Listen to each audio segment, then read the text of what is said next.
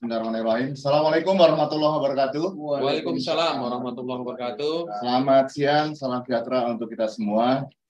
Jumpa lagi di awal tahun 2023 di kegiatan Kesbang Pol Jakarta Selatan. Kali ini webinar akan mengangkat tema peningkatan pemahaman ideologi bangsa dalam rangka membangun karakter anak bangsa yang berjiwa Pancasila di Kota Misasi, Jakarta Selatan. Hari ini Kamis 23 Februari 2023 menghadirkan 3 narasumber yang berkompeten di bidangnya. Yang pertama, Bapak Wibi Andrino SHMH, beliau adalah anggota DPRD Provinsi Dki Jakarta. Di sebelah kiri saya ini, yang paling ganteng di antara kami yang ada di sini. Iya sih. Kemudian narasumber yang kedua yang mewakili Dandim 0504 JS, yaitu Bapak Sunarjo, Pasiter Kodim 0504 Jakarta Selatan.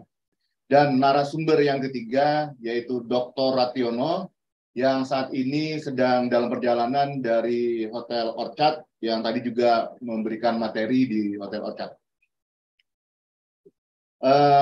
Bapak Ibu yang berbahagia, para pemirsa secara online, ada dari berbagai unsur, dari rekan-rekan FKDM, rekan-rekan forum lainnya, yaitu FKUB, FPK, Dewan Kota, LMK, RT, RW, dan juga para pelajar.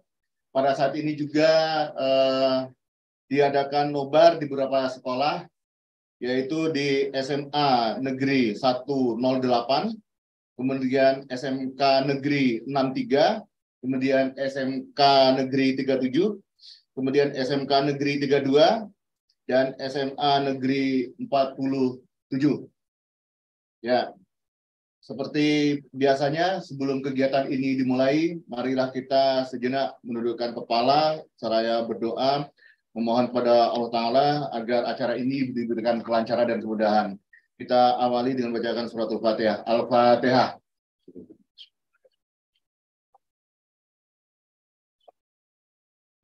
Amin amin. Bismillahirrahmanirrahim. Rabbana zalamna anfusana wa illam taghfir lana wa tarhamna lanakunanna minal khasirin. Rabbana la tuzigh qulubana ba'da idh hadaitana wa hab lana min ladunka rahmah innaka antal wahhab. Rabbana atina fid dunya hasanah wa fil akhirati hasanah wa qina adzabannar. Wa sallallahu alaihi wa sallam walhamdulillahirabbil alamin. Baik, yang saya hormati Bapak Kasubag Kesbang Pol Jakarta Selatan dan narasumber yang sudah hadir maupun para peserta webinar yang saya hormati dan muliakan. Untuk mengawali kegiatan ini, marilah kita sama-sama mendengarkan lagu kebangsaan Indonesia Raya. Berdiri aja. Hadirin dipersilakan.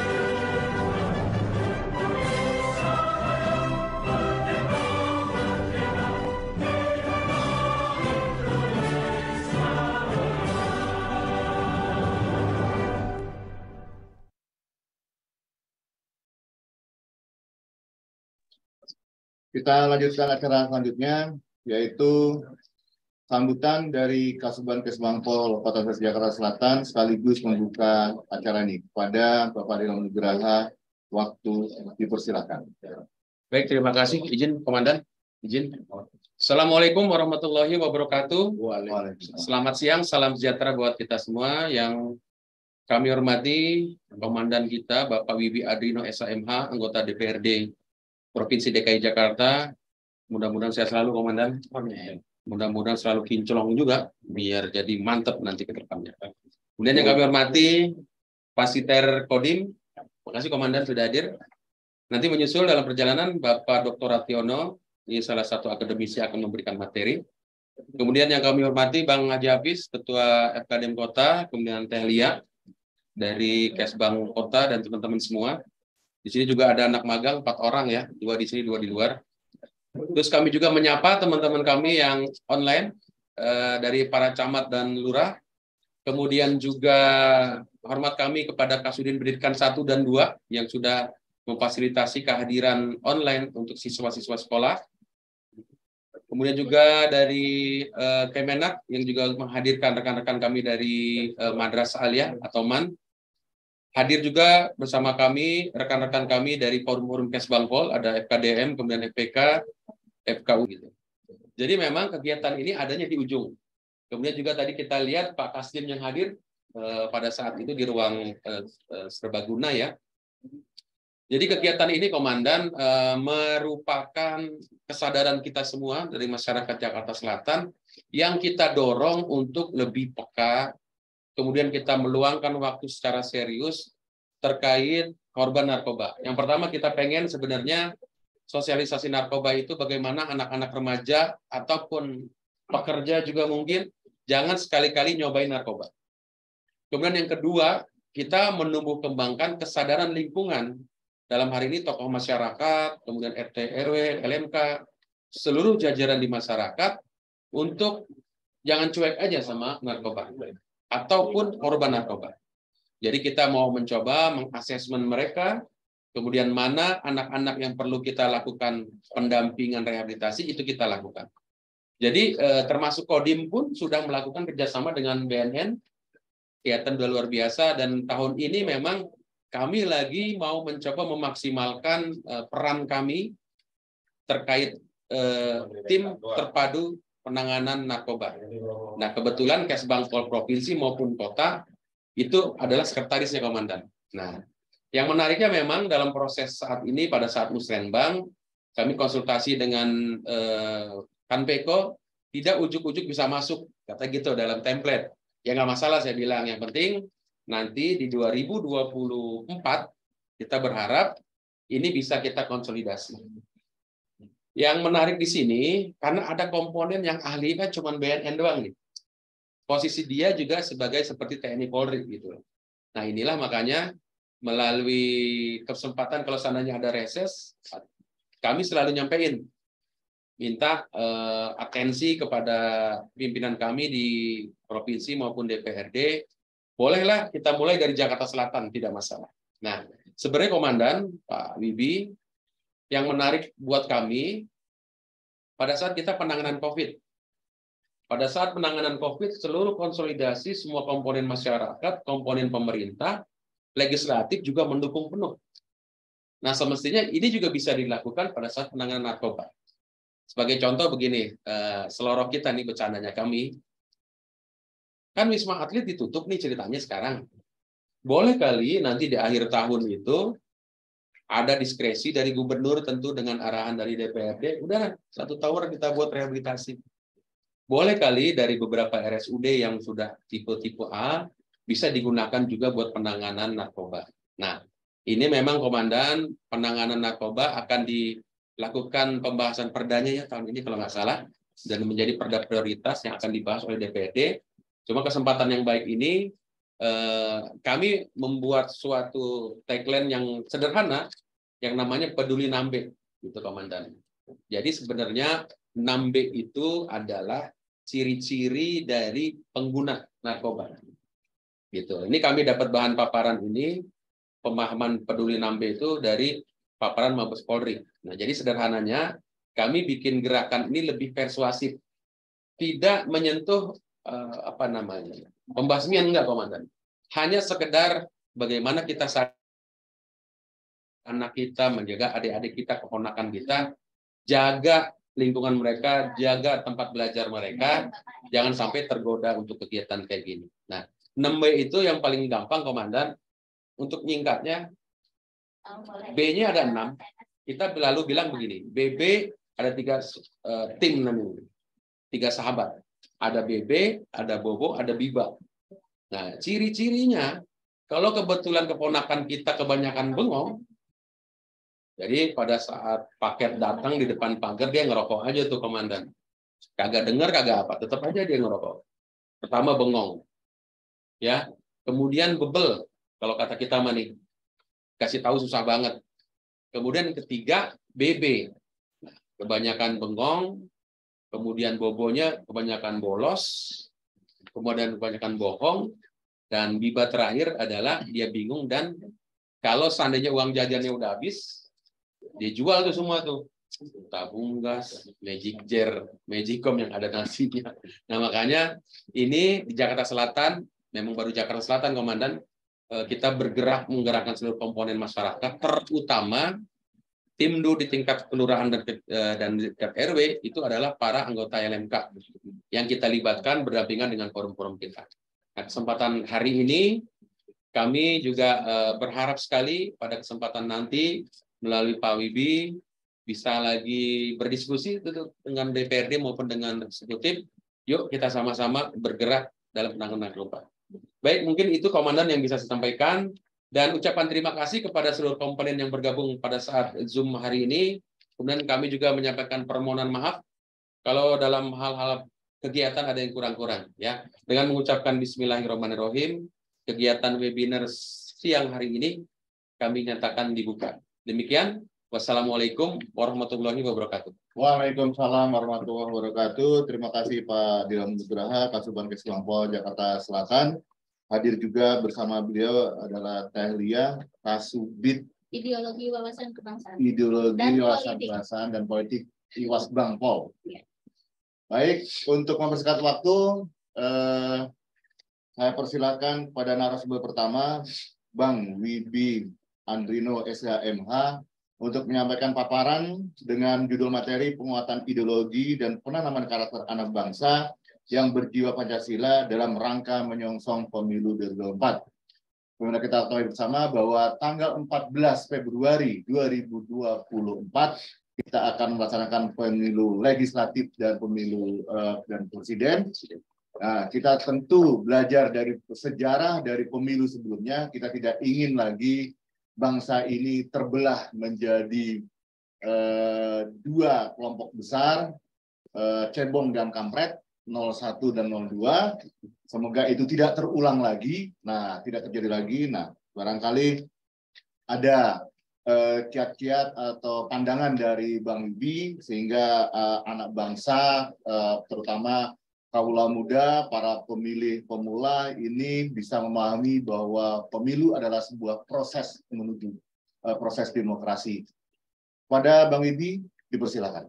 Oke. Terima kasih Bang Hafiz. Assalamualaikum warahmatullahi wabarakatuh. Waalaikumsalam warahmatullahi wabarakatuh. Salam sejahtera untuk kita semua, salam sehat. Yang kita hormati Pak Kasuban, Pak Sunarjo, dan Bang Hafid, Mbak Tehlia, dan kakak-kakak maupun adik-adik para penonton acara ini. Saya doakan semua bahagia. Amin. Itu poin pentingnya adalah bahagia. Bahagia. Tanpa ada kita mungkin bisa hari ini punya uang tapi belum tentu bahagia. Punya segalanya tapi belum tentu bahagia. Jadi goalnya adalah outputnya adalah kebahagiaan. Jadi mudah-mudahan pemilu besok pun di tahun 2024 semuanya berbahagia. Amin. Semuanya tersenyum. Jadi pada hari ini saya berterima kasih sekali diundang untuk bisa sedikit memberikan sumbang pikiran terkait tentang penguatan ideologi kita dalam hal penanaman karakter anak muda untuk menyongsong pemilu di 2024. Kita sama-sama tahu pemilu 2024 nanti tinggal hitungan bulan saja, mungkin 10 bulan lagi. kita akan memilih siapa pemimpin daripada Republik Indonesia ini. Siapa anggota DPR RI kita, siapa anggota DPRD kita yang dikatakan merepresentasikan daripada aspirasi ataupun keinginan daripada masyarakat. Mudah-mudahan besok sistem pemilu kita tetap terbuka, tidak tertutup. Ya, siap. Mudah-mudahan sehingga nanti adik-adik juga yang daripada SMA, SMK maupun semua masyarakat yang juga menonton dalam acara ini bisa memilih wakilnya secara langsung, tidak memilih kucing dalam karung. Nah, harapan kita seperti itu. Jadi kenal siapa nih wakil rakyatnya.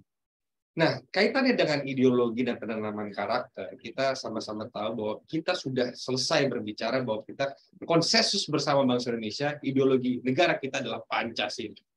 Pancasila ada berapa? Ada 5. Nah, 5 hal penting yang harus ditanamkan kepada kita. Jadi pada adik-adik semua, karena ini banyak teman-teman dari SMA, SMK dan lain-lain, bahwasanya kita semua ini sudah merasakan dalam posisi yang serba enak. Tidak seperti dulu lagi, zamannya mungkin nenek moyang kita berjuang merebut kemerdekaan, menggunakan bambu runcing, melawan para penjajah. Nah, semua hasil-hasil yang sudah diperoleh dari para founding father kita rasakan hari ini. Nah, harusnya jadi kita nih dalam posisi yang orang yang tahu diri lah. Tahu diri. Berterima kasih lah. Tinggal menikmati, tinggal menjalani saja apa yang harus kita lakukan. Yaitu adalah mengisi kehidupan berbangsa dan bernegara ini dengan sebaik mungkin. Jadilah manusia yang punya nilai. Karena mungkin perjuangan hari ini adalah mengisi daripada esensi kemerdekaan. Nah, ketika kita berbicara tentang Pancasila, banyak mungkin anak-anak muda hari ini sudah mulai asing. Mungkin tahu Pancasila itu ada 5. Berbicara tentang ketuhanan, kemanusiaan, persatuan, kerakyatan, dan keadilan. Namun nilai-nilainya menjadi satu yang jarang dibicarakan. Apa sih esensi dari Pancasila? Maka daripada itu kadang-kadang saya berbicara dengan rekan-rekan kita. Rekan-rekan saya lah sesama para politisi. Sama para pejabat, para eksekutif. Anak-anak muda hari ini tidak bisa lagi textbooks atau hanya membaca. Dia harus melihat langsung. Artinya keteladanan. Perlu ada yang namanya keteladanan.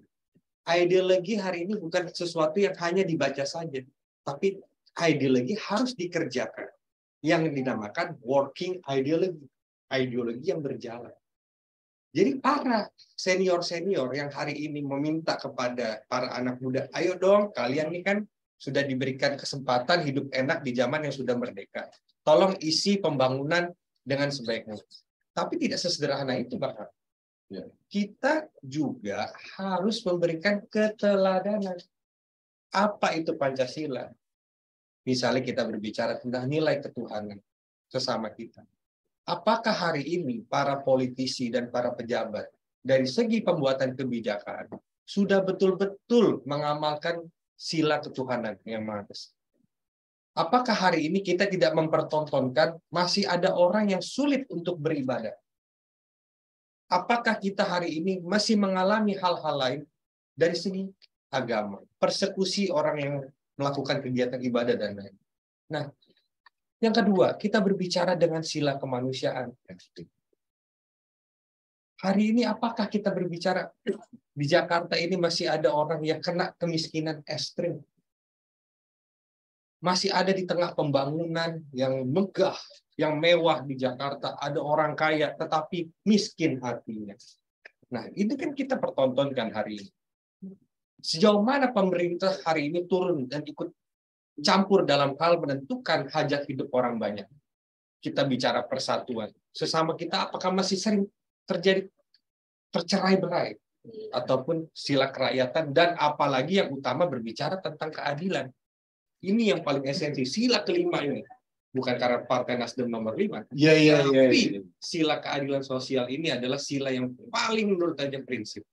Karena tanpa ada keadilan, akan sulit kita untuk bisa berbicara lebih lanjut. Contoh banget semua. Kita berbicara keadilan, orang hari ini semua ingin hidupnya sejahtera. Ingin hidupnya kaya raya berbahagia. Tetapi yang paling dasar didapat untuk mendapatkan keadilan itu semua dalam hal memberikan kesempatan kepada orang untuk bisa lebih hebat adalah pendidikan. Apakah pendidikan hari ini dirasakan sudah adil, dirasakan oleh semua? Seperti kan ini yang menjadi satu konsep pemikiran kita, menjadi basis pemikiran kita. Nah, inilah yang diperjuangkan dari segi politik. Kami semua yang hari ini menjabat di DPRD DKI Jakarta maupun di eksekutif harus memastikan bahwa keadilan-keadilan itu bisa dirasakan oleh seluruh masyarakat, khususnya masyarakat di Jakarta. Nah, ketika itu memang sudah dinyatakan ideal, baru kami bisa berkata lebih lanjut bahwasanya hari ini pemilu besok akan menghasilkan pemilu yang baik. Pemilu yang dikatakan pemilu yang ideal, pemilu yang prima, pemilu yang luar biasa, dirasakan memang ini pemilu yang diinginkan oleh rakyat. Tanpa ada keadilan-keadilan seperti itu, yang ada adalah hasil pemilu besok sudah kita prediksi. Maraknya money politik, maraknya kampanye hitam, ataupun hal-hal lain yang menurut saya bukan membuat kita menjadi lebih hebat sebagai suatu komponen bangsa, tapi malah akan lebih merusak sesama kita. Karena kita dipertontonkan dengan sesuatu yang selama ini terus-menerus membuat orang-orang melihat pemilu itu adalah hal yang, mohon maaf ya, retorika saja. Sudah ketahuan lah. Nanti besok paling pemilu pemimpinnya itu lagi. Nanti pemilu tuh nanti ada intervensi dari oligarki misalnya gitu. Atau pemilu nanti seperti apa. Hadirnya misalnya gerakan rakyat itu adalah ketika pemerintah itu tidak hadir secara netral untuk memberikan pemilu yang memang ideal. Hadirnya gerakan rakyat itu ketika tugas-tugas pemerintah itu tidak dilakukan. Jadi ini menjadi otokritik kita dalam diskusi ini. Saya ingin mengajak teman-teman semua berpikir bahwasanya ini adalah suatu masalah yang sebenarnya bisa kita kerjakan dan bisa kita selesaikan bila mana kita punya satu kesamaan sudut pandang terhadap pentingnya ideologi Pancasila. Kalau dikatakan, kalau kita sepakat Pancasila adalah satu konsensus, satu kesepakatan yang sudah real, nyata, firm dari bangsa Indonesia, ya lakukan. Bukan hanya sekedar tulisan-tulisan dalam sebuah kertas saja. Seperti itu. Jadi adik-adik semua, 2024 nanti kita membicara suatu yang namanya bonus demografi. Bahwasanya sekarang Indonesia memiliki 270 juta penduduk. Bayangkan, kita salah satu penyumbang manusia terbanyak di bumi ini. Dan hampir mungkin sekitar 60%-nya adalah generasi muda. Kita bicara Indonesia saja hari ini, besok yang akan ikut memilih generasi muda itu adalah sebanyak kurang lebih 100 juta jiwa. 100 juta jiwa sih Indonesia. Kita berbicara di Jakarta saja, dari 7 sampai 8 juta pemilih, kita punya 60% adalah pemilih muda. Lalu, dia apa sebenarnya yang diharapkan bangsa ini terhadap pemilih muda? Yang pasti, yang paling diinginkan adalah pemilih muda adalah membawa suatu perubahan. Perubahan yang lebih baik. Perubahan yang lebih baik. Harapan besar. Kalau misalnya kita sedikit ya mengimajinasikan bagaimana perjuangan-perjuangan orang tua kita, mungkin perlu kita tanyakan pada orang tua kita. Bu, Pak, kalau misalnya yang beragama Islam, sholatnya doain apa sih Pak? Bu, tanya aja sama ibunya di rumah. Yang pertama pasti dalam doanya, pasti adalah saya berdoa semoga anak saya sukses dan sehat. Itu coba pasti. Orang tua saya melakukan. Orang tua itu tidak lagi mendoakan dirinya sendiri bahkan. Mau minta ampun pun bukan dari nomor pertama. Tapi dia pasti mikir anak saya, anak saya, anak saya. Setiap orang tua pasti mikirkan. Jadi seluruh doa-doa daripada orang tua kita diberikan pada kita. Nah, jadilah sekarang kita adalah pengemban daripada doa-doa tersebut. Harapan besar. Nah, termasuk juga negara ini. Negara ini juga berharap dengan sekian banyak problematika yang terjadi dari pemilu ke pemilu yang nggak ideal, pemilu zamannya Orde Baru, Orde Lama, reformasi. besok pemilu yang akan datang, doanya bangsa Indonesia, doanya negara ini, bumi, tanah air Indonesia terhadap orang-orang yang memegang kekuatan untuk bisa merubah itu adalah tolong gunakan kekuatan kamu, dalam hal ini adalah hak pilih kamu, untuk berikan yang terbaik untuk agar bangsa dan bumi pertiwi Indonesia ini bisa menjadi lebih baik. Itulah doa dan harapan. Itu yang saya yakin. Jadi harapan besar terhadap kita semua.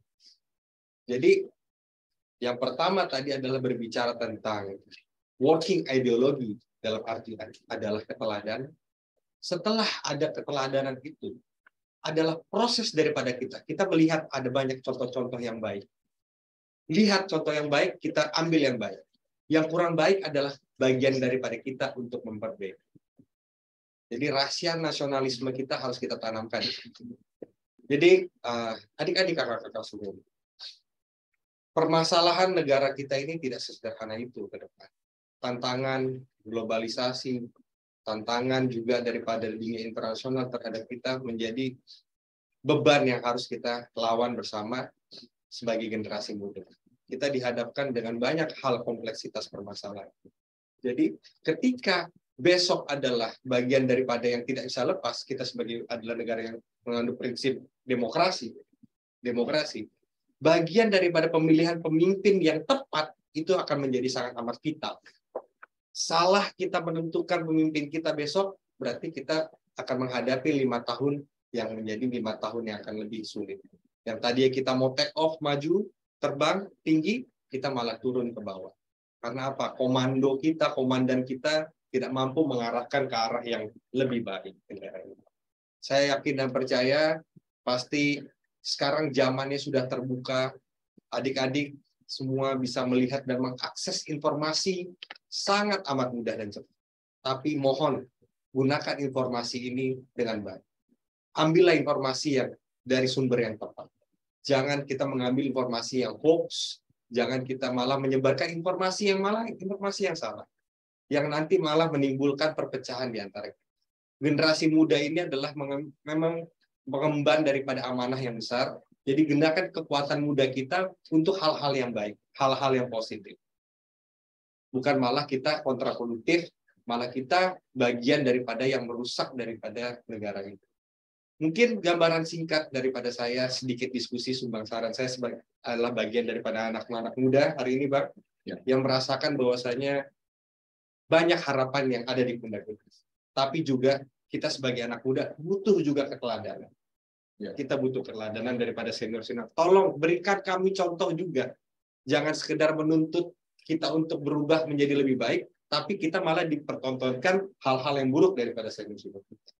Kita dikatakan, ayo stop, jangan korupsi, tapi malah senior-senior kita melakukan korupsi. Stop money politik, malah senior-senior kita melakukan money politik. Jadi itu yang anak muda hari ini skeptisme itu tinggi. Tapi kami juga masih yakin dan percaya di antara yang buruk pasti ada yang baik. Dan kami akan tetap melihat kebaikan itu adalah suatu sumber yang punya nilai yang penting untuk kami ke depan lebih baik. Mungkin sekian paparan singkat dari saya. Terima kasih atas kesempatannya. Semoga kita semua diberikan keberkahan dan kesehatan. Terima kasih. Saya Wibi Andrino.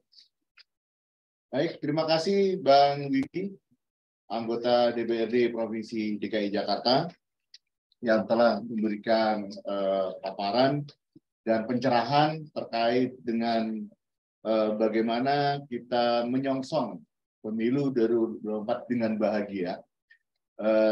Jadi ideologi dan karakter anak bangsa itu tentu diharapkan adanya keteladanan dari para pemimpin, baik yang ada di eksekutif maupun di legislatif. Sehingga generasi muda, anak-anak muda dapat melihat, dapat mencontoh perilaku itu sebagai keteladanan. Jadi kita harapkan apapun itu kita tetap optimis menyongsong atau menyambut pemilu 2024, dan tentu saja kita harus menggunakan hak kita karena itu bagian dari keikutsertaan kita dan sebagai tanggung jawab moral kita sebagai anak bangsa dalam ikut menjaga kelangsungan bangsa ini. Karena tanpa ada pemilu berarti kita tidak demokratis, dan pemilu itu merupakan sarana pencapaian demokrasi. Kita harapkan pemilu 2024 lebih baik lagi. Dan nanti kita akan buka untuk sesi tanya jawab melalui chat yang ada di room chat. Silakan Bapak Ibu pemirsa, adik-adik sekalian, kalau ada hal yang ditanyakan silakan kirim di chat, nanti akan dicatat oleh operator dan nanti akan dijawab oleh Pak Wibi. Selanjutnya kita dengarkan paparan dari narasumber kedua yang akan disampaikan oleh Pak Sunarjo, yaitu tentang pembumian nilai-nilai Pancasila dan wawasan kebangsaan bagi masyarakat dalam mendukung pemilu serentak dan pilkada serentak tahun 2024. Pada Pak Sunarjo, waktu dipersilakan. Terima kasih atas waktunya. Bismillahirrahmanirrahim. Assalamualaikum warahmatullahi wabarakatuh. Waalaikumsalam warahmatullahi wabarakatuh. Sejahtera untuk kita semua. Om Swastiastu, Namo Buddhaya, salam kebajikan. Yang saya hormati, yang terhormat Pak Kespang, Pol Jakarta Selatan, yang saya hormati Bang Wibi Andrino, anggota DPRD Jakarta, wilayah Jakarta Selatan, wilayah DKI, dari pemilihan Jakarta Selatan. Ya, Mas. Alhamdulillah. Sukses abang kita. Sudah berapa periode? Periode pertama, Pak. Periode pertama. Mudah-mudahan nanti akan di ini periode selanjutnya. Oke. Amin. Baik, terima kasih. Mungkin saya dalam hal ini mewakili komandan, Bang. Ya. Tadi ini kami ketembak juga. Ini kalau prajurit ini kadang-kadang hal-hal yang ini tiba-tiba ada perintah mendadak. Kemudian saya juga lagi menyiapkan untuk kegiatan Panglima ini tentang stunting. Jadi Panglima akan memberikan bingkisan untuk anak stunting, ya, bingkisan dari kasar. Saya sebagai penyelenggara tiba-tiba Kasdim wakili saya. Kegiatan ini saya juga ada perintah dari pimpinan, dari komandan untuk ngecek di TK. Jadi kami ditembak. Dan ini kurang dan lebihnya ya, Bang. Mungkin cara saya menyampaikan, mungkin saya ini prajurit. Jadi kadang-kadang saya normatif aja. Kalau Abang saya lihat, saya ini memang betul seorang politikus stolen gitu. Jadi kelihatan cara ininya menyampaikan, cara ini ya sesuai dengan Abang ini seorang politikus kan gitu. Mungkin kalau dengan kami sebagai seorang prajurit mungkin akan berbeda dan mungkin juga agak sedikit bertolak belakang gitu. Cara berpikirnya, wawasan berpikirnya. Jadi mungkin kami juga mohon dimaklum nih, Bang, kan gitu. Kami ini prajurit yang biasa, kami itu hitam putih kalau menyampaikan suatu itu gitu. Jadi tiba-tiba kita harus ini ya, tapi akan kami coba ya. Ini enggak jalan deh. Ada deh, dibantu operator. Oke, ini Bang, ini pakai laser point aja deh. Jadi biar ini ya. Ya. Ini aja flash ini ya. Mungkin tak kenal maka tak saya, mungkin izin memulangkan diri saya.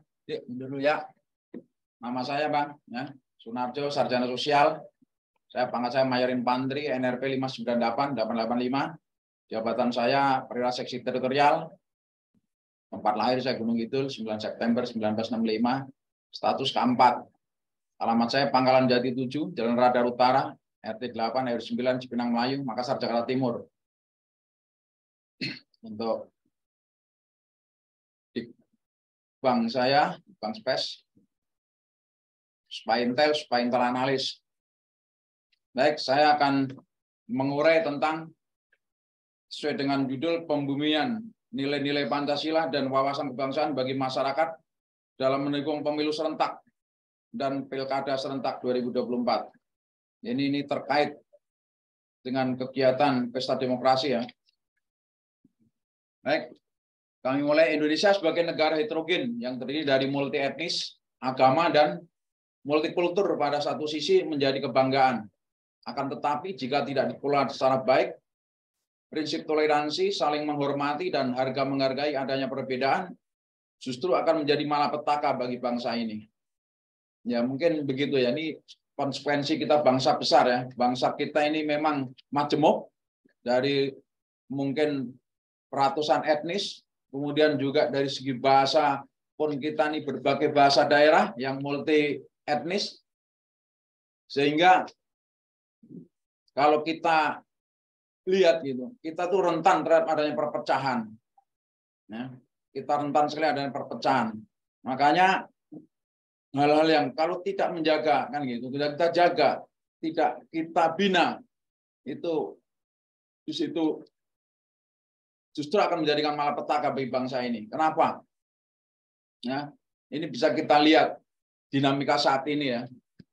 Kita, pimpinan kita bagaimana ini menjadi contoh, menjadi suri teladan, menjadikan ini bagi rakyatnya, ya, bagi masyarakatnya, bagaimana menjaga toleransi, saling menghormati dan menghargai ini. Ya. Karena apa? Indonesia itu harus satu. Apa yang tadi disampaikan Abang tadi ya, mungkin kita ada kata ini juga ya. Kita bangsa yang besar, harus kita jaga. Ya, lanjut. Ya.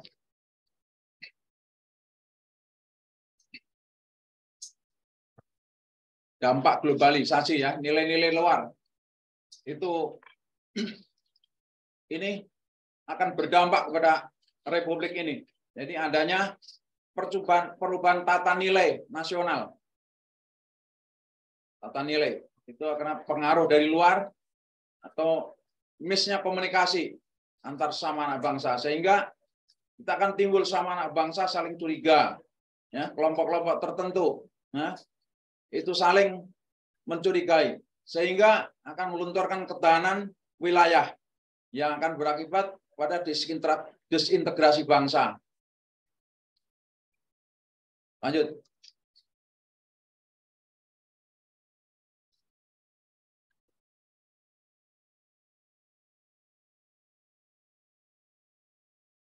Negara yang kuat.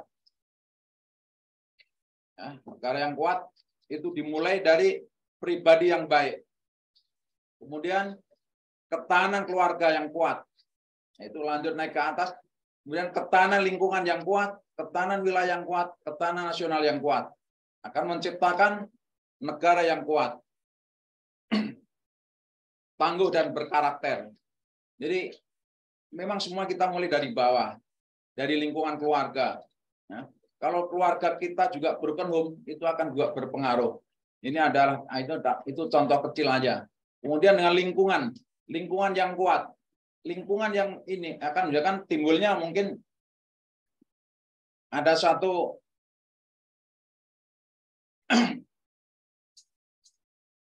keamanan lingkungan. Akhirnya akan negara lingkungan itu kurang.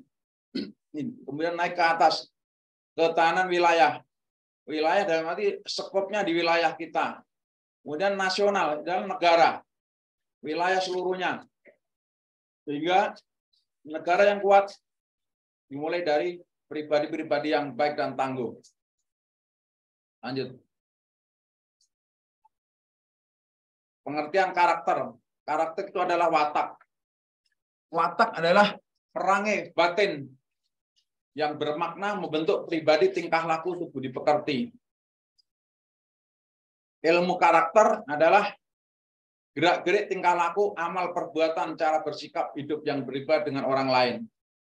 Jadi ini adalah karakter. Jadi kembali kepada karakter bangsa. Karakter bangsa ditentukan oleh karakter pada masing-masing pribadi, masyarakat kita, masyarakatnya yang berbudi pekerti dan berbudi luhur. Lanjut. Ya, karakter bangsa. Ya, karakter bangsa ada tata nilai budaya dan keyakinan yang mengejawantah dalam kebudayaan suatu masyarakat dan memancarkan ciri-ciri khas keluarga sehingga dapat ditanggapi orang sebagai kepribadian masyarakat tersebut. Itu ada dalam Forum Kajian Antropologi Indonesia tahun 2008. Itu tentang ya, karakter bangsa adalah tata nilai budaya dan keyakinan yang mengejawantah dalam kebudayaan suatu masyarakat sehingga menciptakan ciri-ciri khas keluarga sehingga dapat ditanggapi orang sebagai kepribadian masyarakat tersebut. Lanjut. Ya, ini karena dampak, ya, situasi saat ini dampak globalisasi, nah, karena teknologi informasi sehingga membuat dunia ini tanpa batas. Nah, kita nggak ada batasnya, Pak, antara di seluruh dunia ini, karena dengan adanya pengaruh teknologi informasi, dengan sekarang ada HP, ada ini yang membuat kita sehingga nggak ada batas dalam berkomunikasi, berinteraksi, sehingga akan menimbulkan dampak positif maupun dampak negatif. Ya. Semua nggak bisa kita sekat, Pak. Nah, bahwa kejadian yang sekarang yang terkini, yang up to date itu mungkin sudah diakses mungkin di Amerika sana. Ini ya karena pengaruh globalisasi teknologi informasi. Sehingga positifnya kalau kita ambil, ya, ini bahkan suatu kemajuan teknologi buat kita. Ya. Tapi negatifnya, kita juga akan merusak pribadi, masyarakat, bangsa. Merusak moral kita. Kalau kita tidak bisa menyaring, kita nggak bisa memanfaatkan teknologi informasi atau pengaruh globalisasi secara arif dan bijaksana. Jadi kita ambil positifnya, sehingga akan menawarkan budaya baru. Itu deh.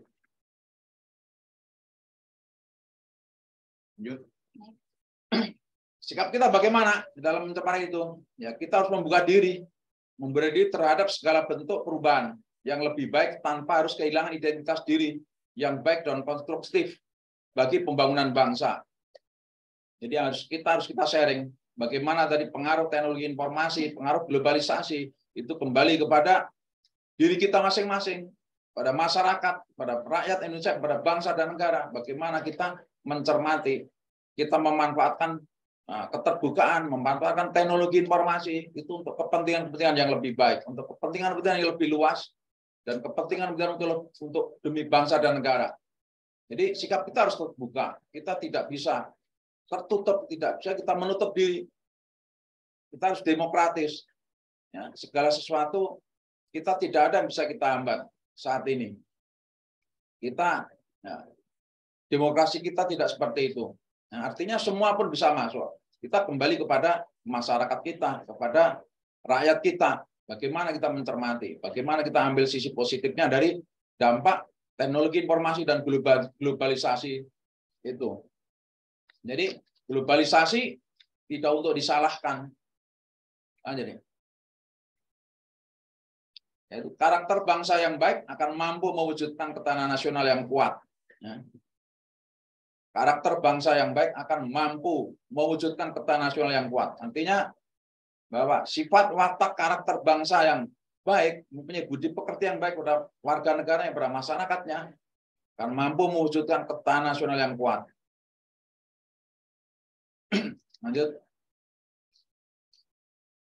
Nah, karakter-karakter yang positif ini bisa kita lihat dari semangat, ya. Semangat, ulet, gigih, tangguh, dan pantang menyerah. Tabah dan sabar, jujur, sportif, semangat kebersamaan, kekompakan, persatuan dan kesatuan tanpa pamrih, kehormatan dan harga diri, rela berkorban, mengutamakan kepentingan bangsa dan negara. Ini karakter yang positif nih. Nah, semangat, ulet, gigih, tangguh, ini harus kita ini harus kita tunjukkan pada diri kita, kepada masyarakat, kepada rakyat, tabah dan sabar, jujur dan sportif, semangat kebersamaan, kekompakan, persatuan dan kesatuan. Jadi kita ambil dari sisi positifnya, ini banyak sekali. Ya. Mengutamakan yang terakhir, mengutamakan kepentingan bangsa dan negara di atas kepentingan pribadi maupun golongan. Ya.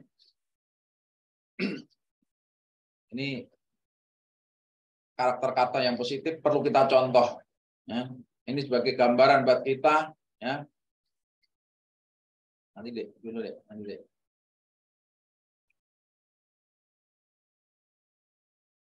Kembali tadi. Ya. Ya, ini banding contoh dan pegangan kita ya. Contoh-contoh karakter yang positif. Nah, ini menjadi pegangan dalam diri kita, yaitu ulet, gigih, diantaranya jujur, sportif. Sudah ada belum dalam diri kita, ya, karakter yang seperti ini?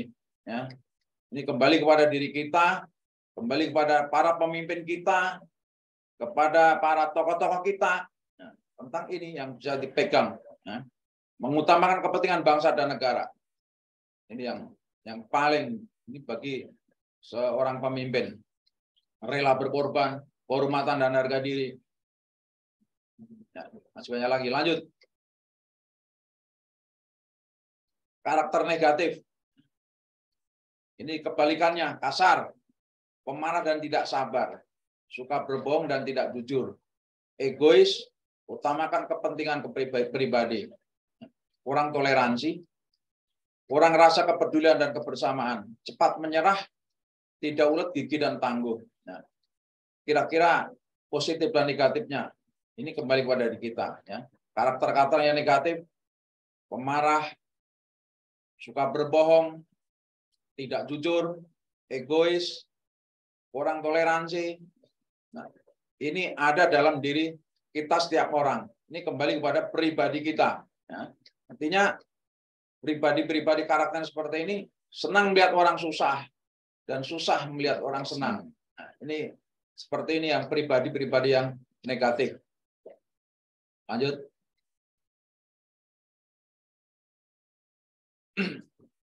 Intinya pembentukan karakter yang positif dibangun karena kebiasaan baik yang kita lakukan. Ya. Pembentukan karakter yang positif dibangun karena kebiasaan baik yang kita lakukan. Kalau kita membiasakan yang baik, kita jujur, sportif, dan lain-lain yang tadi karakter yang positif, ya, ini akan bangun karena kebiasaan. Ya, kebiasaan baik yang kita lakukan. Kalau kita kebiasaan kita buruk, ya kita akan terbawa terhadap karakter-karakter kita. Ya. Intinya seperti itu. Kalau kita selalu berbuat baik, kita sportif, kita positif, kita insya Allah, ya, apa yang kita lakukan, kita akan menjadi pribadi yang baik. Lanjut. Kontribusi peran masyarakat. Ya. Peran sebagai masyarakat. Permasalahan bangsa yang timbul saat ini. Ya. Ini masalah ideologi. Tadi sudah disinggung ya, tentang ideologi ya. Pancasila sebagai ideologi dan falsafah bangsa. Itu Bhinneka Tunggal Ika. Itu udah final ideologi itu sebenarnya. Tapi masih ada kelompok-kelompok tertentu kan gitu yang ingin mencoba merubah ideologi Pancasila. Jadi kan ideologi itu udah final. Ya Bang. Ya. Tadi kan ditemukan bahwa ideologi Pancasila udah final. Tapi masih ada kelompok-kelompok tertentu yang saat ini ingin merubah ideologi Pancasila, ideologi negara, falsafah bangsa tentang Pancasila dengan berbagai cara. Nah, memang kalau kita lihat isunya sekarang sudah terbuka di atas permukaan tentang ideologi. Sebenarnya kita dari zaman Orde Baru dulu, Pancasila sebagai satunya asas tunggal, kan gitu. Itu juga sampai sekarang juga Pancasila sebagai ideologi bangsa sudah final, kan gitu. Tapi ya, masih banyak, masih ada kelompok-kelompok yang ingin merubah dengan ideologi kiri, komunis, ideologi tentang agama dimunculkan. Nah, banyak kan gitu. Itu kembali kepada kita sebagai bangsa. Ya. Kita junjung tinggi. Kalau kita siap final sebagai ideologi Pancasila, ya kita harus final. Nggak ada lagi ideologi selain ideologi Pancasila. Ya. Kalau kita lihat, kalau seandainya kan gitu, kita ini bukan Pancasila. Sedang kita ini berbagai masyarakat ini udah, kita ini bangsa yang plural, bangsa yang heterogen. Nah, Pancasila ini udah bisa menyatukan, itu sejarah. Ya. Sejarah dengan adanya setelah kemerdekaan dengan Pancasila sebagai satu-satunya ideologi bangsa, ini mampu menyatukan bangsa ini dari perpecahan. Menyatukan bangsa ini dengan berbagai perbedaan. Ya. Apa jadinya kalau ada satu orang kelompok atau bagian masyarakat atau kelompok orang yang memaksakan ideologi itu selain ideologi Pancasila? Kita bisa bayangkan. Ini kembali kepada kita. Nah, bagaimana kita harus tetap kokoh kuat. Apapun yang terjadi, Pancasila adalah segala-galanya. Ideologi negara Pancasila adalah segala-galanya. Kami sebagai prajurit, ya itu tadi, sumpah kita. Itu dalam sumpah prajurit, dalam Sabta Marga udah jelas terpatri bahwa Pancasila adalah sebagai membela ideologi negara. Ideologi negara ya Pancasila. Jadi tidak ada lagi ideologi selain ideologi Pancasila. Ya, ini bagi kami. Jadi saya harapkan bagi bangsa Indonesia, bagi rakyat Indonesia, mari kita pertahankan ideologi ini. Karena ideologi Pancasila ini mampu menyatukan berbagai perbedaan. Ya. Berbagai suku, berbagai Pancasila inilah yang bisa disatukan. Ya. Oke, lanjut. Masalah politik. Nah, masalah politik itu krusial. Mungkin tadi Bang Bidi yang udah lebih tahu kan itu, lebih paham tentang ini ya. Saat ini demo berbagai latar belakang, kasus korupsi, pilkada hanya siap menang, dia tidak siap menang, tidak siap kalah. Nah, itu kita mulai dari yang nggak usah kita yang tinggi-tinggi. Pemilihan kepala desa aja itu bisa berdarah-darah, gitu, bisa berdarah-darah. Nah, mungkin pemilihan RT sama RW aja enggak, karena itu musyawarah mufakat kalau saya lihat gitu, Mak. Kalau di RT RW itu. Nah, pemilu apalagi yang kita tarik ke atas pemilu ya. Nah, yang ke depan kita harapkan ya, kita jaga. Nah, mudah-mudahan hal yang seperti ini biasa dinamika. Demo unjuk rasa apa itu udah biasa kan gitu. Itu gimana Pak? Waalaikumsalam. Gimana Pak?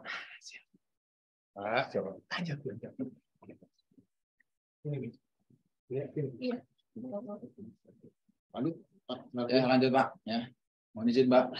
Ini udah separuh jalan. Kembali masalah politik, maksudnya masalah ekonomi yang saat ini kita lihat kenaikan kebutuhan sembako, beras, gula dan lain-lain, kan gitu. Ya, yang menjadikan permasalahan yang saat ini yang dihadapi oleh masyarakat kita. Kemudian terpuruknya dunia usaha, berimplikasi adanya PHK, menimbulkan masalah krusial. Nah, masalah ekonomi ini memang saat ini ya, dan kondisi apalagi mendekati pemilu ini ya gitu. Ya, kita kembali kepada masyarakat kita. Ya, dengan situasi seperti ini ya kita harus ikuti dinamika. Bagaimana? Yang jelas pemerintah dalam hal ini sudah berusaha semaksimal mungkin kan gitu, menyejahterakan rakyatnya, masyarakatnya dengan berbagai cara ya. Dari masyarakat ekonomi lemah dibantu dengan sembako, dibantu dengan bantuan langsung tunai, itu ada upaya pemerintah untuk mensejahterakan rakyatnya dalam situasi yang saat ini ya. Nah, kondisi terpuruk ekonomi, tapi pemerintah dalam hal ini negara berpikir untuk rakyatnya. Bagaimana caranya rakyat kita tidak kelaparan, rakyat kita tidak kekurangan. Yang itu, rakyat kita tidak kesusahan. Saya udah menilai secara ini udah positif yang dilakukan pemerintah tepat langkah-langkah yang diambil dalam situasi saat ini. Nah, yang kaya mensubsidi yang miskin kan gitu. Nah, yang kaya mensubsidi yang miskin, kemudian yang mampu mensubsidi yang tidak mampu. Nah, apalagi dikaitkan dengan kondisi yang kemarin COVID kan gitu. Itu sangat-sangat terasa sekali bagi masyarakat. Tapi alhamdulillah dari pemerintah daerah sampai pemerintah itu terasa, apalagi di DKI, ya gitu. Bantuan dari mana-mana, kemudian kepedulian dari stakeholder juga nggak kita ragukan. Banyak stakeholder yang membantu masyarakat dalam situasi yang kondisi yang ekonomi yang kemarin dihadapkan dengan bencana nasional itu, bencana COVID. Lanjut. Masalah sosial budaya. Ini hal yang klasik ya, tentang tawuran pelajar. Ini zaman saya ini nggak ada, tapi sekarang udah menjadi budaya. Ini udah menjadi budaya tawuran ini. Nah, mungkin anak-anak sekarang nggak merasa jantan kalau dia nggak berkelahi, dia nggak tawuran. Ini hal yang ini budaya-budaya seperti ini sebenarnya ini bukan budaya kita kalau kita betul-betul menjunjung bangsa yang beradab. Kasihan nih generasi-generasi kita, anak-anak kita sebagai generasi penerus bangsa. Nah, ini saya harapkan hal yang seperti ini mungkin adik-adik kita jangan kita contoh yang seperti ini, hal yang negatif.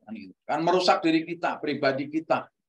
Ke atas naik kembali akan merusak. Nanti Anda seorang pemimpin, nah, kalau karakter dari awal terbentuk dari seperti ini, kasihan. Anda akan nggak jadi pemimpin yang baik, menjadi pemimpin yang berbobot. Ya. Kemudian narkoba, ini juga bukan rahasia lagi, bahwa kasus-kasus narkoba itu menjerat dari mulai rakyat jelata sampai mungkin kalangan-kalangan jet-set, ya. Ini kasus narkoba. Ini juga suatu bagaimana caranya melempahkan bangsa. Nah, saat ini kalau kita lihat dengan narkoba, ini udah lintas negara. Ini udah permainan, bukan permainan kelas bawah. Ini udah permainan lintas negara, lintas bangsa. Karena kita digerogoti, kita bagaimana caranya kita dilemahkan dengan adanya narkoba seperti ini. Ya. Yang bilang menjalik seperti ini. Ya, dari ini tidak perlu kita contoh. Ya. Yang sudah mencoba udah kita ini ya harus segera tinggalkan, ya, dengan narkoba ini. Karena apa? Kita merusak diri, merusak pribadi. Yang terakhir merusak bangsa dan negara. Kalau pemimpin apa ini ya gimana? Kasihan nanti rakyatnya, kasihan yang dipimpin. Ini pergaulan bebas. Pergaulan bebas sudah bukan rahasia lagi. Ini tadi kita kaitkan dengan pengaruh global, tidak bisa kita sekat, tidak bisa kita tahan. Ya. Tapi bagaimana kita men-sharing, bagaimana kita terima dengan hal yang kita ambil yang positifnya. Ya. Kemudian geng pelajar, ini sudah ada keterkaitan dengan adanya tawuran dan ini udah kait-mengkait. Ini. Ya. Dalam masa mudah terprovokasi, ya. Masyarakat kita rentan ada provokasi. Ya. Kemudian penampilan anak-anak kita yang kadang-kadang tidak mencerminkan budaya kita sebagai budaya timur, budaya menjunjung tinggi keluhuran, ke arah penampilan. Tapi ini tidak bisa kita tolak, tidak bisa kita tolak karena ini sudah budaya pengaruh global nggak bisa kita tolak. Yang kita ambil, kita kembali pada diri kita. Hal yang seperti ini kembali pada diri kita, lingkungan kita, kemudian keluarga, kemudian agama. Itu sebagai pegangan. Ini saya harapkan bagi generasi muda tetaplah berpegang pada prinsip dan kepada keyakinan agama ini yang akan menyelamatkan kita. Ya, hal yang seperti ini. Walaupun kami sebagai narasumber sudah lewat hal yang seperti ini. Yang ini kamu nggak pernah alamin seperti ini. Alhamdulillah ini juga enggak saya alami. Nah ini saya wajar-wajar saja. Saya harapkan sebagai generasi muda yang akan datang, sebagai generasi yang akan memimpin bangsa ini, jangan akan terpengaruh dengan situasi, dengan budaya-budaya seperti ini. Lanjut.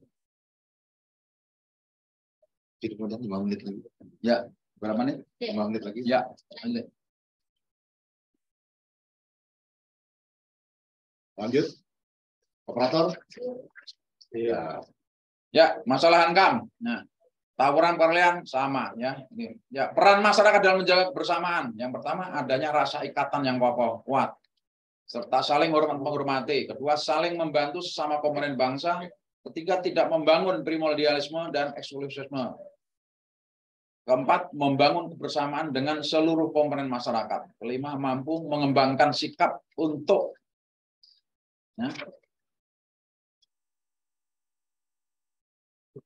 berpikir dan berperilaku positif. Kemudian mampu mengendalikan sikap dan perilaku positif. Ya. Lanjut.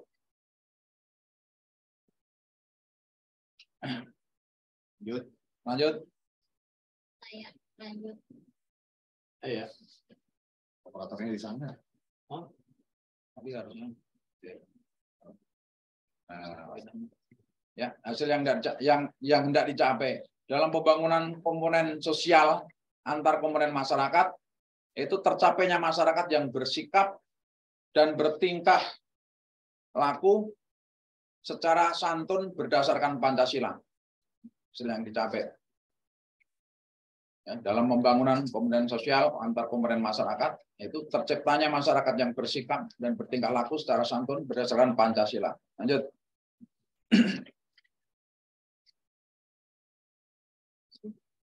Yuk. Satu line lagi. Persatuan dan kesatuan dapat tercapai apabila pertama memahami perbedaan yang ada. Menyadari perbedaan merupakan kodrat Tuhan Yang Maha Esa atau fitrah. Syukuri perbedaan. Ada sebagai fungsi kontrol. Persatuan dan kesatuan dapat tercapai apabila memahami perbedaan yang ada, menyadari perbedaan yang merupakan kodrat Tuhan Yang Maha Esa. Syukuri perbedaan ada suatu sebagai fungsi kontrol sosial. Mari bersatu bersama dalam perbedaan. Bhinneka Tunggal Ika. Selesai. Terima kasih. Materi yang sudah kami sampaikan dengan segala kekurangan dan keterbatasan, Bang, yang mohon dimaafkan. Ya. Karena kami jujur kami tidak siap dengan materi ini awalnya. Jadi, ini bukan materi saya, jadi kami bisa sampaikan karena tiba-tiba ditembak ya kami nggak siapkan materi. Nggak siap materi aja bagus ya. Iya, bagaimana kan? Keren, itulah yang membedakan kita kan itu. Abang seorang politikus, kami seorang prajurit kan siap kelihatan. Abang cara berpikir saya lihat luar biasa. Makanya abang pantas menjadi seorang anggota dewan. Tinggal naik lagi nanti, ya naiklah ke tingkat nasional, saya doakan ke Senayan. Nah ini dua, ya. Ya insya Allah, saya lagi puasa nih ya, mudah-mudahan. Bukan saya takabur, tapi saya doakan. Saya kalau orang maju senang, saya orang ini bangga. Dengan abang ini jujur, saya pribadi saya bangga sekali, luar biasa. Sesuai abang ini dengan ini. Masih muda lah ilmunya, masih muda, langkahnya masih panjang, Bang. Ya lanjut, terima kasih. Baik, terima kasih Pak Mayor Sunarjo, Pasiter Kodim 0504 Jakarta Selatan yang telah memberikan materi cukup panjang dan luas. Ada beberapa catatan saya bahwa karakter itu terbentuk dari perilaku positif yang terus-menerus dan berulang. Nah, kemudian Pancasila itu sudah final. Jadi tidak ada ruang celah bagi pihak manapun untuk merubah Pancasila itu. Nilai-nilai Pancasila itu adalah nilai-nilai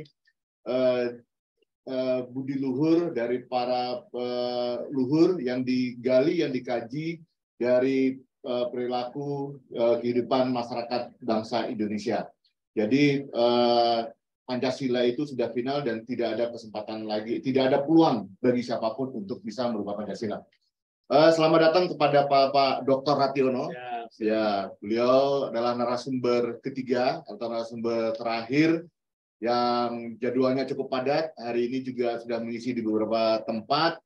Namun karena baru datang kita berikan waktu untuk istirahat dulu. Kita akan berikan kesempatan kepada Bapak Wibi untuk menjawab beberapa pertanyaan yang terkait dengan materi beliau karena beliau sebentar lagi akan reses, Pak. Oke. Jadi saya mohon izin minta waktu sedikit beliau pada operator mungkin bisa disampaikan ada beberapa pertanyaan yang substansi yang mengarah kepada Pak Wibi. Oke. Belum semua ya. Banyak ya pertanyaannya ya. Waduh ini tulisan dokter ini. Iya saya juga. Coba. Oke, saya coba nih membacakan pertanyaan-pertanyaan dari teman-teman semua. Saking banyaknya mungkin nggak semuanya ya. Kita mulai dari Fusna. Fusna bertanya, apakah partai politik benar-benar merepresentasikan kepentingan rakyat? Jadi gini, Fusna, perlu kita sampaikan bahwa instrumen pemerintah itu misalnya ada, contohnya ada eksekutif, ada legislatif, ada yudikatif. Ini adalah instrumen. Tetapi di dalam instrumen-instrumen ini ada manusia-manusia di dalamnya. Ada komponen-komponen di dalamnya. Nah, dalam membangun orkestrasi itu, pasti ada yang suaranya merdu, ada yang suaranya sumbang. Memang untuk mencapai keidealan, itu membutuhkan kepemimpinan yang baik dan prima. Jadi ketika kita berbicara hari ini instrumen partai politik, kita akan melihat siapa komandan. Ketika kita berbicara tentang Jakarta, siapa gubernurnya. Ketika kita berbicara Indonesia, siapa presidennya. Jadi tidak bisa deny bahwasanya adanya hal yang baik dan ada hal yang kurang baik itu adalah tanggung jawab daripada anggota. Tidak bisa. Tapi adalah tanggung jawab daripada seorang pemimpin. Jadi tugas dan peran kita sebagai orang-orang yang memiliki hak untuk memberikan kontribusi dalam contoh dalam konteks pemilu adalah pilihlah pemimpin yang benar-benar mendekati terbaik. Walaupun untuk kata sempurna itu tidak ada. Nah, itu membutuhkan yang namanya rekam jejak. Sulit. Jadi, bagaimana mungkin kita bisa menentukan seseorang itu tanpa kita melihat rekam jejak? Itu tidak mungkin. Apa yang sudah dikerjakan selama ini haruslah menjadi satu instrumen penting kita dalam hal menentukan kepemimpinan. Nah, dalam hal pertanyaan Pusna, apakah partai politik itu merepresentasikan daripada masyarakat? Kita akan lihat di dalam partai politik itu ada yang namanya anggota DPR-nya. Di dalam partai politik itu ada anggota DPRD.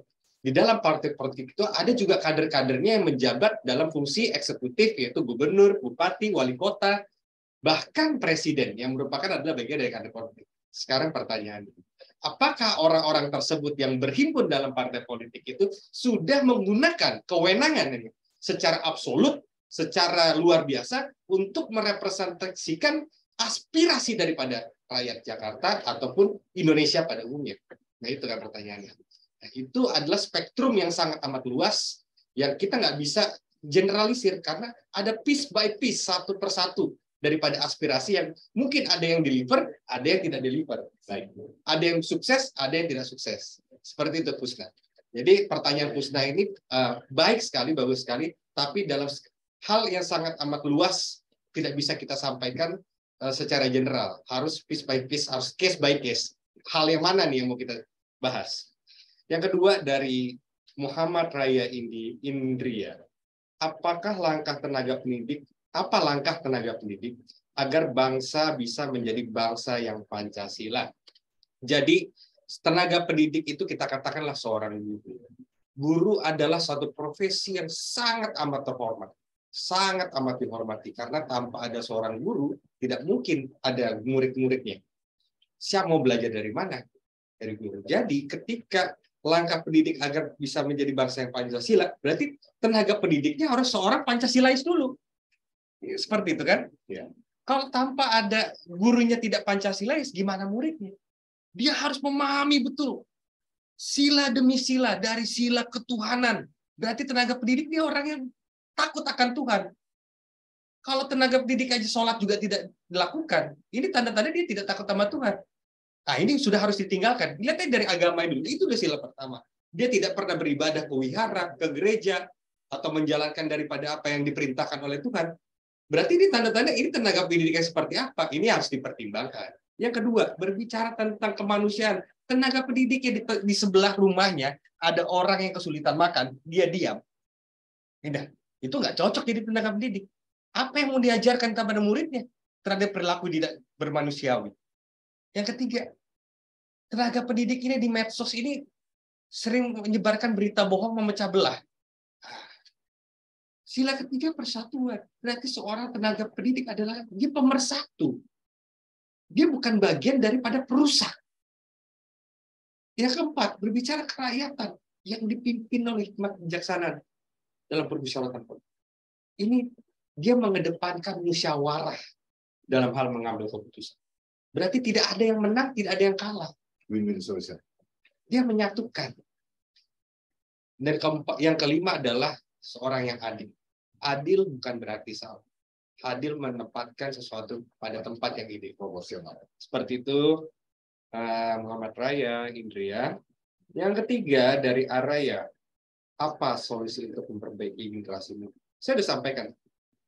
Suatu bayi yang baru lahir di dunia itu tidak tahu apa-apa. Yang dia tahu adalah mungkin pertama kali kata ayah, papa, ibu, segala macam. Berarti apa?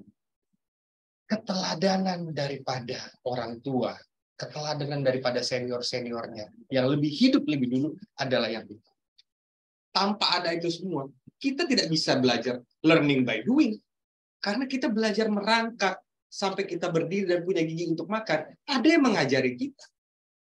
Jadi tidak mungkin terlepas daripada orang-orang yang hidup lebih dulu daripada kita untuk karakter kita menjadi lebih baik. Kalau yang kita teladani aja contohnya tidak baik, lingkungan kita sebagaimana Pak Sunarjo tadi katakan, lingkungan kita tidak sehat, lingkungan kita perokok, lingkungan kita pergaulan bebas, seks bebas, lingkungan kita tidak beragama, ada azan kita malah karaoke, lingkungan kita melakukan narkoba dan lain-lain. Apa yang mau diharapkan? Dari mana kita bisa bertumbuh untuk jadi lebih baik? ketika lingkungan termikro kita juga tidak memberikan kita untuk menjadi pribadi yang hebat. Jadi kepada teman-teman semua, bagaimana langkah yang bisa dilakukan kepada generasi agar bisa lebih baik lagi adalah pertama, ketika kita tidak mendapatkan itu semua, misalnya dikatakan kita tidak menghadapkan kondisi yang ideal. Yang pertama kita lakukan adalah kita harus bisa keluar daripada comfort zone. Kita harus mau belajar. Di rumah kita merasakan kita broken home, keluarga kita pecah, bapak ibu kita nggak ada. Berarti hari ini adalah keluar, mencari pergaulan baru dan ideal. Jangan berhenti belajar, jangan pernah menyerah, tetap semangat. Tuhan memberikan kita akal, Tuhan memberikan kita hati, jaga hati kita, jaga hati akal kita agar perbuatan kita menjadi lebih baik. Itu quote dari saya. Terima kasih. Baik, terima kasih Bang Wibi, anggota DPD Provinsi DKI Jakarta. Namun sebelum Bang Wibi meninggalkan tempat untuk melanjutkan kegiatan resesnya, terlebih dahulu kita akan putar undian square. Nah, jadi kepada para peserta mohon tetap menyimak. Kita nanti ada 2 sesi pengundian. Yang sesi pertama ini kita ada 2. Satu nanti akan diputar oleh Pak Wibi dan satu akan diputar oleh Pak Mayor Sunarjo. Ya, kepada para peserta mohon tetap standby dan menyimak. Siapa tahu beruntung. Ini ada voucher sebesar Rp50.000. Ya, akan diberikan kepada 2 peserta. Yang belum mengisi daftar absensi mohon segera diisi dan ditulis nama ya, namanya. Jadi yang di name-nya itu masih merek HP, ada Oppo, ada Vivo, segera diganti nama orang. Ya, jadi harus jangan everyone gitu. Oke, silakan kepada tim operator untuk diputar. Nanti Pak Wibi tinggal bilang stop.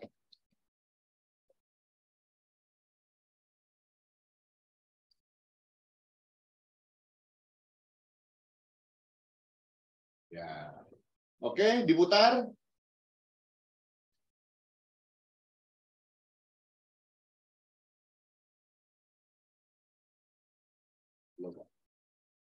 Putar yang kencang. Putar yang kencang. Loh, kok udah berhenti? Kok berhenti sendiri?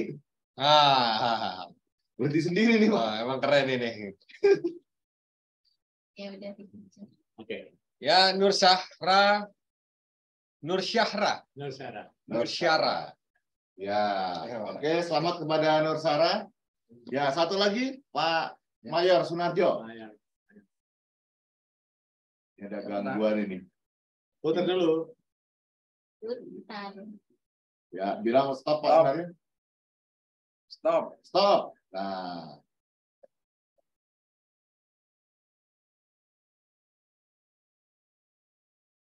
Nggak ada begini. ya, Ya, stop. iya, benar-benar beruntung namanya. Uki Wijaya. Uki Wijaya. Ya, baik Bapak Ibu para peserta, dikarenakan ada kegiatan reses, maka narasumber kita Bang Wibi, anggota DPD Provinsi DKI Jakarta dari fraksi Nasdem, harus meninggalkan tempat acara. Sampai jumpa di lain waktu dan kesempatan. Semoga sukses dan tercapai apa yang dicita-citakan, terutama di tahun 2024. Amin. Sukses. Selamat, Pak. Terima kasih. Ya, sukses, Bang. Pak. Siap. Saya terima kasih. Saya terima kasih. Ya. Para peserta, kita akan lanjutkan sesi berikutnya. Masih ada satu narasumber lagi, Bapak Rationo, dan juga masih ada Pak Pasiter Kodim 0504 Jakarta Selatan. Nanti apabila ada beberapa pertanyaan, sekiranya ada yang tanyakan kepada Pasiter, Bapak Mayor Sunarjo, dan kepada narasumber yang akan menyampaikan materi Bapak Rationo, silakan dikirim di kolom chat. Perlu saya informasikan bahwa Pak Rationo ini adalah pejabat di DKI Jakarta yang menjabat di beberapa bidang strategis. Beliau pernah menjabat sebagai Kepala Dinas Pendidikan, sebagai Kepala Dinas Pemuda dan Olahraga, dan yang paling mentereng adalah beliau pernah menjabat sebagai Kepala Badan Kesatuan Bangsa dan Politik Provinsi DKI Jakarta. Luar biasa. Dan meskipun sudah purna tugas, beliau masih tetap aktif memberikan pencerahan, berbagi ilmu kepada kita semua. Kita beruntung pada kesempatan yang berbahagia ini, beliau bisa hadir bersama kita. Saya tidak akan berpanjang kata, saya persilakan langsung kepada Bapak Radela. Silakan Pak. Terima kasih. Bismillahirrahmanirrahim. Assalamualaikum warahmatullahi wabarakatuh. Waalaikumsalam. Selamat sore, salam sejahtera buat kita semuanya. Sama-sama kita hormati, kita banggakan Kepala Subbankes Bank Jakarta Selatan, saudaraku Pak Ilham Nugraha. Salam, kemudian hadir kesempatan ini Mbak Lia, terima kasih. Kemudian yang saya banggakan juga narasumber terdahulu saya, Mayor Sunario. Kalau C zaman dulu ada Y gitu ya, jadi Sunario. Bapak saya namanya Supario, Pak. Ya.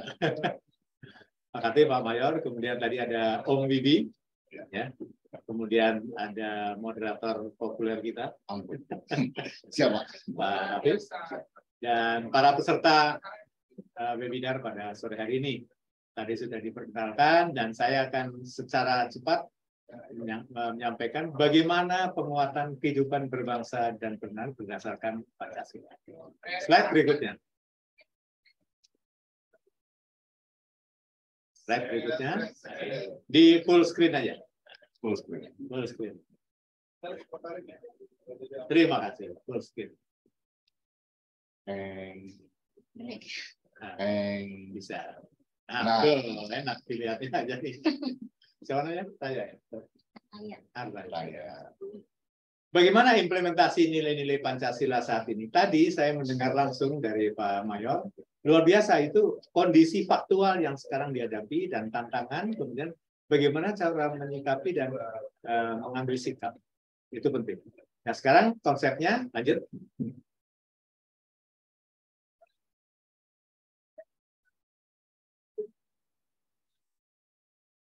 Nah, ternyata dari kajian survei ya BPS Badan Pusat Statistik di 181 kabupaten atau kota dan 34 provinsi dengan melibatkan 12.056 responden, sebanyak 89,4% menyatakan bahwa penyebab permasalahan dan konflik sosial yang terjadi di Indonesia dikarenakan kurangnya pemahaman dan pengamalan nilai-nilai Pancasila.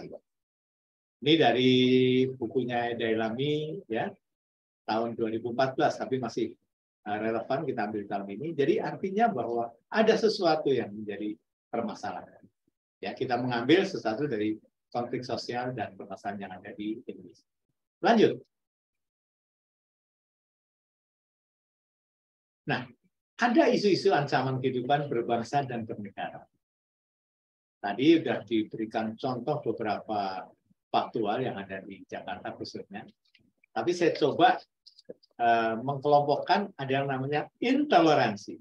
Kalau toleransi itu bagus, saling menghargai, ya kan? Tepos liro. Nah ini yang bahaya kalau intoleransi, tidak toleran. Ya. Kemudian ada namanya radikalisme dan terorisme. Ini juga isu dan ancaman kehidupan berbangsa dan bernegara.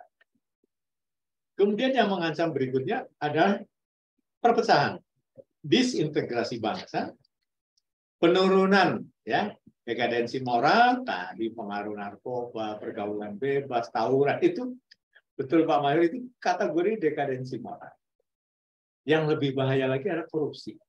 Ya, korupsi ya ini menjadi contoh yang tidak baik dan memang harus kita basmi, kita kurangi dan kita sebagai pelajar yang di hadapan saya ini harus mengambil langkah no korupsi. Dari kapan? Dari hal yang terkecil sekalipun, di mana kita bersekolah ya, atau di mana kita bertugas. Dan yang dampaknya ancaman adalah akibat dari itu semua ada namanya kemiskinan. Ini isu ancaman kehidupan berbangsa dan bernegara. Nah ini harus disikapi. Bagaimana langkah berikutnya? Lanjut.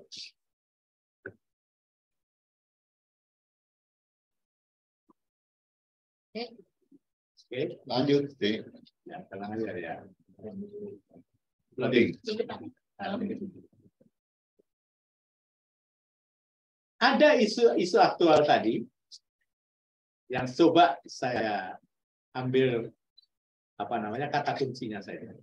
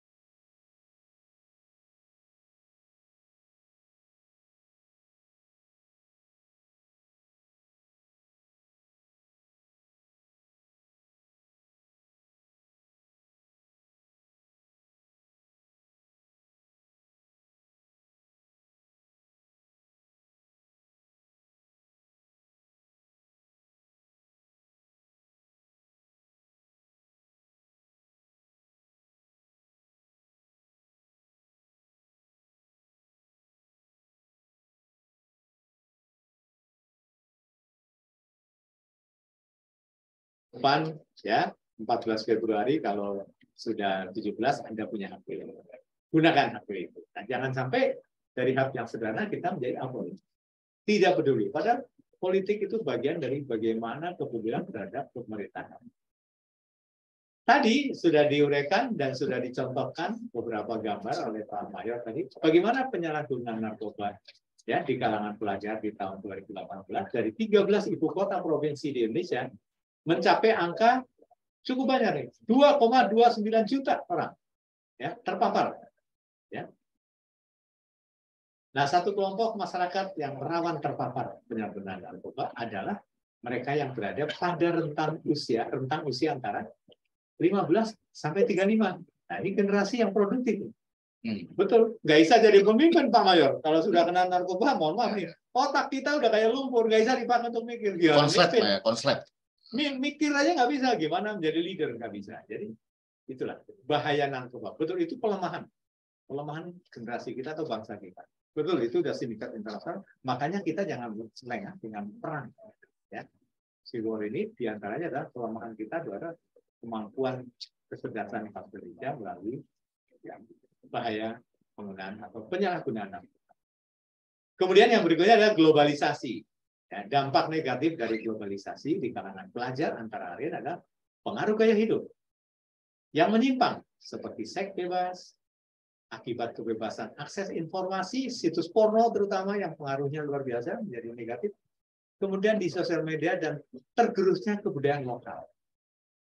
Ya, dilanjut dengan pengaruh teknologi informasi adalah penyebaran berita hoax. Nah, ini jari kita melalui handphone ini. Kalau kita tidak pandai memilah dan memilih mana informasi yang akurat, mana informasi dengan pengetahuan, ya kalau dapat tugas dari Pak Guru melalui WA, mengerjakan fisika, kimia, geografi, ya dikerjaan, itu bukan berita hoax. Karena perintah dari guru, kerjain. Kalau dikira nanti nilainya 0. Jadi itu yang memang menggunakan teknologi untuk pembelajaran, untuk penugasan. Yes, itu harus kita pahami. Tapi berita-berita yang memang menyimpang, atau katakanlah tidak benar, tidak akurat, mengadu domba, memecah belah, itulah yang harus kita waspadai. Kalau kita membaca, stop pada diri kita, kalau betul del. Jangan dilanjutkan kepada apalagi ke grup. Jangan. Ya, apapun informasi yang belum akurat, jangan. Itu pesan saya. Supaya negeri ini tidak semakin kisruh ya, Pak Hafiz ya. Betul. Karena kita ikut berperan, meredam, memilah dan memilih berita. Oke. Kemudian narkoba tadi sudah disinggung. Lanjut, slide berikutnya.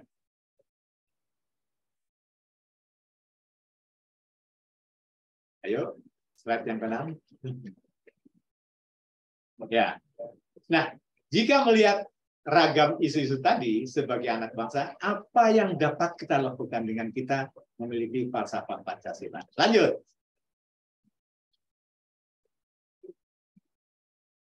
Ya, tidak apa-apa.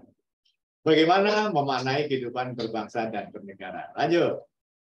Tagline-nya. Nah, apa itu berbangsa dan bernegara? Di sekolah pasti sudah dikenal oleh Bapak Ibu guru kalian, tergantung di PPKN, kewarganegaraan. Dan sekarang saya coba tegaskan lagi.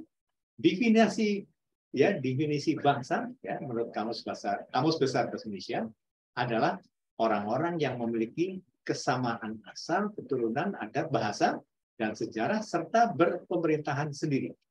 Secara sederhana, berbangsa berkaitan dengan etnisitas.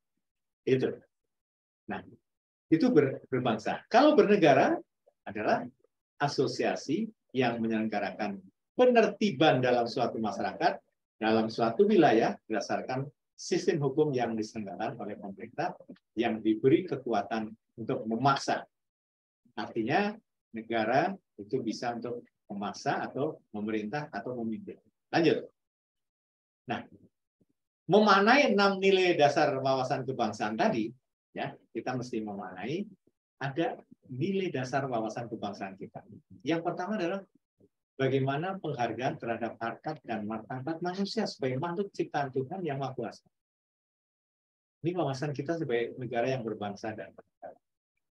Yang kedua, kita punya tekad bersama untuk berkehidupan kebangsaan yang bebas, merdeka, dan bersatu. Negara lain sudah menjadi pesaing-pesaing di kemajuan teknologi. Ya. Maka kita tidak boleh lengah dengan kekuatan kita, dengan sumber daya kita, dan potensi negara kita yang jauh lebih besar, mestinya kita tidak boleh kalah bersaing dengan beberapa negara yang SDM-nya terbatas, tapi dia mengembangkan sumber daya manusia. Nah, kemudian kita tidak boleh lekang dengan cinta akan tanah air dan berbangsa. Apapun kita dilahirkan di negara kita, Indonesia, maka kita cinta tanah air kita. Boleh, ya. Kita katakanlah melihat kemajuan suatu bangsa, tapi kita harus bangga. Kita juga bisa. Jadi para siswa yang di hadapan saya ini kita yakin bahwa kita bisa, malah bisa lebih. Buktinya, beberapa siswa SMA dari Indonesia termasuk Jakarta, ketika ikut Olimpiade Fisika tingkat internasional, yang dapat medali emas siapa? Ya dari SMA Indonesia. Artinya kita mampu bersaing di dalam kekuatan ilmiahnya. Ya, walaupun itu sifatnya individu, tapi mewakili suatu negara. Nah, kemudian demokrasi atau kedaulatan rakyat ini menjadi salah satu ya nilai dasar wawasan kebangsaan. Kesetiakawanan sosial, ya tadi Mas Widi menyampaikan seorang pendidik kalau tetangganya ada yang tidak makan, dia harus peduli dia, nggak boleh cuek bebek aja. Apa kesulitannya? Berbagi, ya share, berbagi, ya dan peduli. Yang keenam, masyarakat adil dan makmur. Ini diambil dari LAN. Ya, RI tahun 2004. Lanjut. Oke. Bagaimana memaknai Pancasila? Lanjut, ya seperti itu. Nah, pentingnya memahami dan mengamalkan nilai-nilai luhur Pancasila. Pertama, aspek historis. Kita bersyukur, ya, aspek historis. Berdasarkan penelusuran sejarah bahwa Pancasila itu tidaklah lahir secara mendadak pada tahun 45. Melainkan melalui proses yang panjang dengan didasari oleh sejarah perjuangan bangsa dengan melihat pengalaman bangsa lain di dunia, maka Pancasila diilhami oleh gagasan-gagasan besar dunia. Tapi tetap berakar pada kepribadian dan gagasan besar bangsa Indonesia itu sendiri. Ini kita ambil dari Pancasila. Nah, Pancasila merupakan kehendak rasional bangsa dan sebagai jawaban terhadap ya pluralitas, kemajemukan, dan multikulturalisme bangsa Indonesia. Artinya, sebagai sebuah ideologi, Pancasila bersifat pertama logis, rasional, universal, dan sistematis. Sehingga Pancasila merupakan nilai yang berasal dari leluhur melalui proses perjuangan panjang dan mencerminkan keanekaragaman budaya dan kearifan lokal bangsa Indonesia. Sehingga Pancasila ini merupakan konsensus nasional yang bersifat final, mutlak, dan absolut. Ini tulisannya Mas Yudi Latif tahun 2011. Nah, nilai-nilai yang bersumber dari ideologi Pancasila, pertama nilai ketuhanan. Menekankan fundamental atau pasar dasar tentang religius ya dari negara, di mana bangsa Indonesia itu ya wajib berketuhanan. Yang kedua, nilai kemanusiaan yang adil dan beradab merupakan bentuk kesadaran dari bangsa Indonesia yang senantiasa menjunjung tinggi nilai-nilai kemanusiaan. Akhlak mulia yang dicerminkan dalam sikap dan perbuatan manusia yang sesuai dengan kodrat, hakikat, dan martabat manusia. Nilai persatuan dicontohkan bagaimana kebersamaan kita dalam berbagai situasi, dan ini sudah buktikan, Pak Mayor, ketika kemarin kita pandemi, luar biasa, gotong royongnya satu dengan yang lain, nggak pandang agamanya apa, kalau sakit dibantu, ya luar biasa. Ini contoh kita telah diuji dan kita buktikan bahwa dengan nilai-nilai luhur Pancasila kita bisa mengatasi berbagai masalah termasuk kondisi pandemi tadi. Kemudian nilai musyawarah mufakat, ya lebih baik semuanya itu dimusyawarahkan untuk mencapai mufakat. Maka dengan musyawarah itu ini adalah nilai-nilai yang terkandung bagaimana perbedaan. Jangan cari perbedaannya manusia, tapi nanti ketemu akan bersama. Perbedaan adalah anugerah, tapi bagaimana kita bisa mengambil kerukunan dan kesamaan. Nilai keadilan, ini menekankan prinsip keadilan dan kesejahteraan ekonomi, atau apa yang disebut dengan Pak Soekarno ini sebagai prinsip, ya. Ini bahasa Belanda, ya. Sosiale reswaardigheid, yakni bahwa persamaan, emansipasi, dan partisipasi yang dikehendaki bangsa ini bukan hanya bidang politik, melainkan juga bidang ekonomi. Ya, kita lihat barangkali 2 menit, kita lihat sama-sama. Ya, video kita lihat. Minum dulu, Mayor. Oh ya, saya waktu. Ketika mahasiswi semester 1, aku orangnya nggak bisa diam, pengen banyak tahu, senang belajar hal-hal baru. Aku senang diskusi dan baca buku dari tema sosial, politik, hingga agama. Maksimal. Dari berbagai diskusi Kalau bisa di bawah itu. yang aku baca,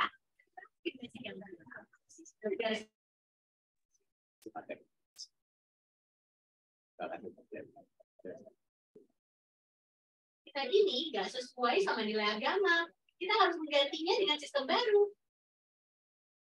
Karena penasaran, aku mulai menjelajah ke berbagai negara, lihat gimana sih konsep negara yang ideal menurut keyakinan agamaku. Ternyata, negara-negara berpenduduk mayoritas muslim, bentuk negaranya beragam. Ada yang monarki yang dipimpin raja, teokrasi yang dipimpin pemuka agama, republik yang dipimpin presiden, parlementer yang dipimpin perdana menteri, dan banyak lagi. Intinya nggak seragam, tapi beragam. Kalau kita telusuri sejarah Islam, ternyata pola pemerintahannya beragam juga. Zaman Nabi, Madinah negara terbuka berhimpun Muslim, Yahudi, dan beragam kabilah. Sepeninggal Nabi, pemimpin dipilih melalui musyawarah. Pasca Khalifah Rasyidin, kebanyakan negeri Muslim dipimpin oleh dinasti atau kerajaan. Bentuk negara Indonesia juga dibuat berdasarkan hasil musyawarah loh.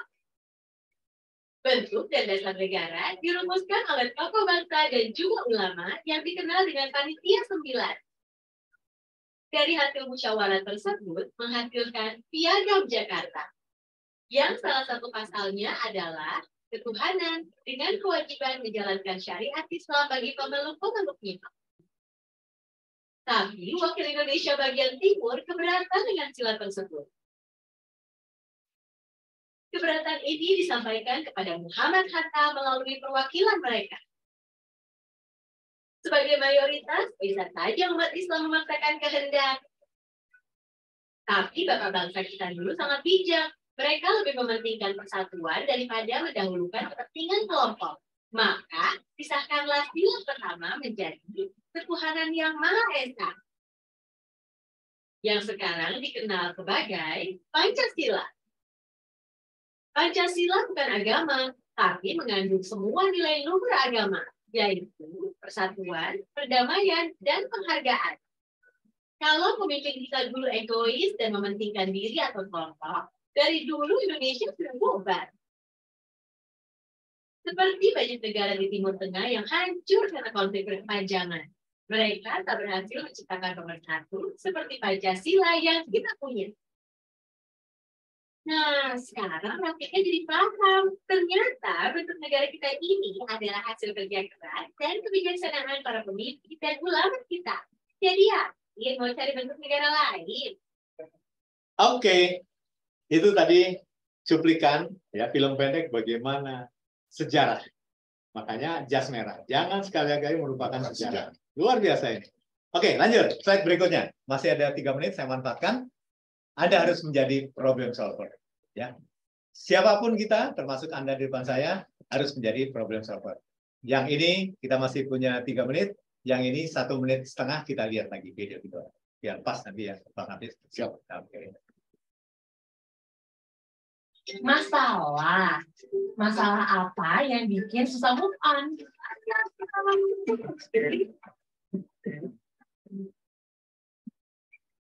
Nggak lucu be aja.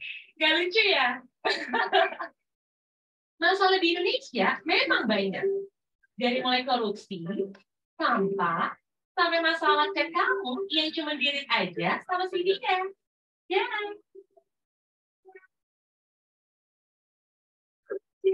Jadi, si masalah itu ada, emang buat diselesaikan, cuy. Sama siapa? Sama kita dan sama-sama. Jangan udah banyak yang jadi problem solver. Mereka-mereka inilah yang melihat masalah yang ada di sekitarnya jadi peluang. Lalu fokus nyari solusinya. Daripada mengutuk kegelapan, mendingan kita nyalain lilin kan? Atau kalau mau nyalain senter, Roma juga boleh. Misalnya nih, masalah ojek. Dulu, banyak tukang ojek yang lebih sering ngabisin waktunya di pangkalan buat nunggu penumpang. Padahal, di tempat yang gak jauh dari itu, banyak yang lagi nunggu ojek. Nah, dari masalah itu, sama Nabi Makarim dijadiin bisnis. Dimulai dengan via telepon dulu, dan terus dikembangin sampai jadi aplikasi kayak sekarang. Dan penumpang jadi nggak saling nunggu lagi deh. Kalau sendiri kan, dengan ketidakpastian itu nggak enak. Karena ada Gojek juga banyak menyerap tenaga kerja. Kalau kota, masalahnya transportasi. Di desa, masalahnya beda lagi. Ternyata banyak desa di Indonesia yang masih dalam masa kegelapan. Alias belum ada listrik.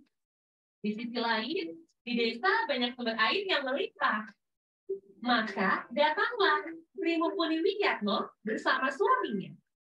Mereka berkeliling ke desa-desa, membangun pembangkit listrik dengan memanfaatkan aliran sungai dari sebuah turbin.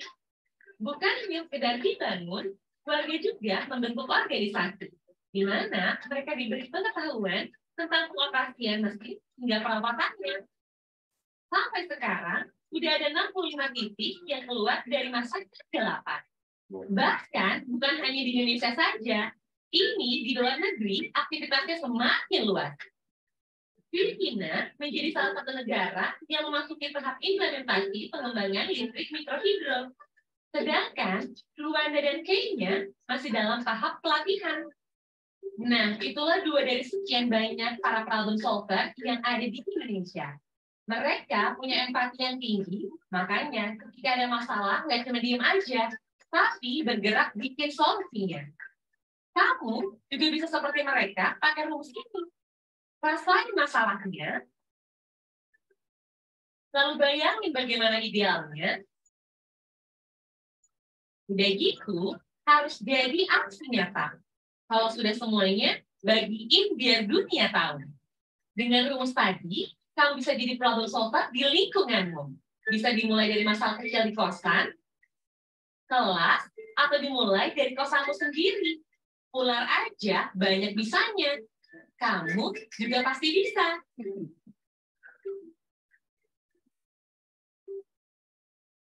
Oke, itu tadi motivasi buat Anda, pelajar yang harus punya kreatif. Siapa tahu ide-ide cemerlang muncul dari anak muda, seperti pelajar di depan saya.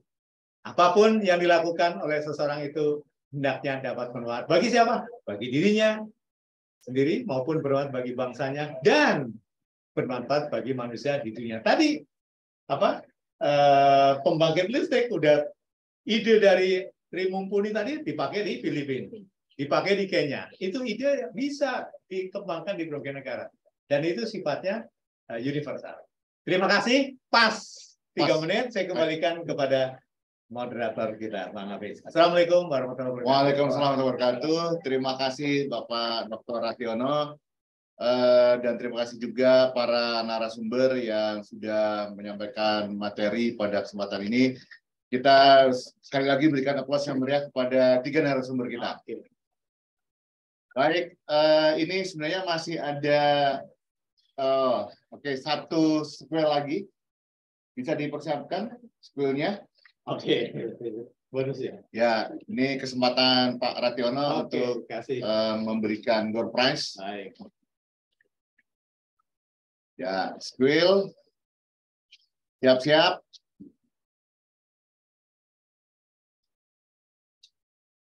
Ini lagi nanti ya. Spillnya udah diputar? Lagi disiapkan. Ini loading. Oke. Ya, sambil menunggu loading, saya mengingatkan kembali bagi para peserta yang belum mengisi daftar hadir, segera diisi daftar hadir sebelum link ini ditutup. Ya, jadi yang sudah mengisi daftar hadir otomatis akan mendapatkan sertifikat dari kegiatan webinar ini. Ya, sertifikat. Ya, sekali lagi yang belum mengisi daftar hadir agar mengisi daftar hadir dan biasakan nama itu adalah nama lengkap. Ya, kalau yang nobar di sekolahnya itu bisa menggunakan alamat sekolahnya. Ya, silakan diisi link yang ada. Jadi informasi Pak Rationo hari ini beberapa sekolah di bawah Sudin 1, Sudin 2 dan Kemenat itu mengadakan nobar. Ya, nobar di sekolahnya masing-masing. Begitu. Bagaimana tim operator? Kalau dari layar sih sepertinya udah siap ya. Cuma kayaknya dari kita aja.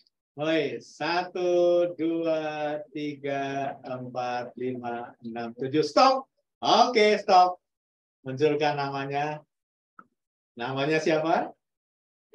Lagi loading. Masih berputar? Ya, kita tunggu nama yang beruntung sore hari ini. Ya, tadi sudah ada 2 yang beruntung. Sekarang 1 lagi. Sudah nyampe di lokasi. Ya. Baik, Heri Siswoyo. Oke, Heri Siswoyo. Ya, Anda beruntung sore hari ini. Pak Swaria apa gimana gitu. Itu tempatnya tempat apa sih? Pak Hafiz. Ya, Heri Siswoyo. Tiga pemenang tadi agar menghubungi Kesbang Pol Jakarta Selatan untuk mengambil hadiahnya atau dikirimkan hadiahnya. Ya, ditransfer ke rekening. Baik. Rekening sekolah.